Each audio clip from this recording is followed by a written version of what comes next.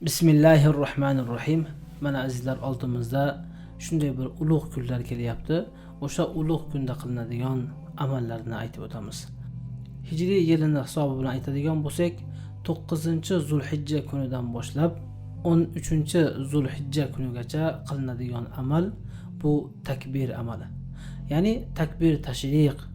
Har bir musulmon namoz o'qigandan keyin o'sha takbirni aytishligi shariatning asosi bilan qaraydigan bo'lsak, bu vojib amal bo'lib hisoblanadi. Shuning uchun azizlar, har birimiz bunga taalluqli masalalarni bilib olishimiz zarur. Birinchisi, takbir bu kimning zikri?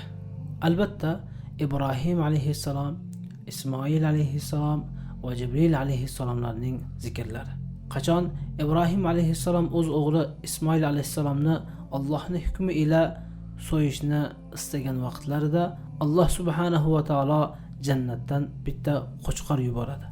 Shu qo'chqor kelgan vaqtlarida Allohu akbar shu zikrlarni Ibrohim alayhissalom va Ismoil alayhissalom, shuningdek Jibril alayhissalom zikrlarini aytganlar.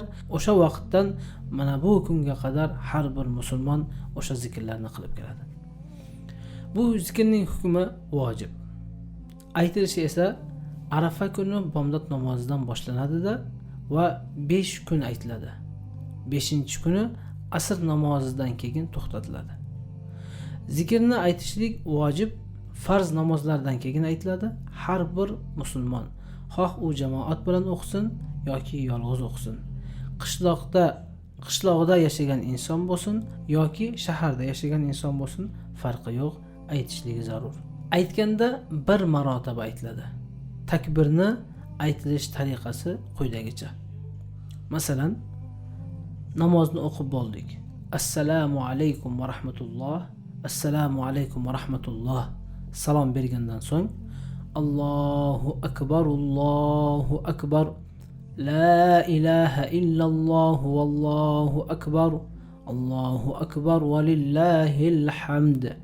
Mana bu zikr to'lig'i bilan aytilib va namozdan keyingi qilinadigan zikrlar davom ettiriladi.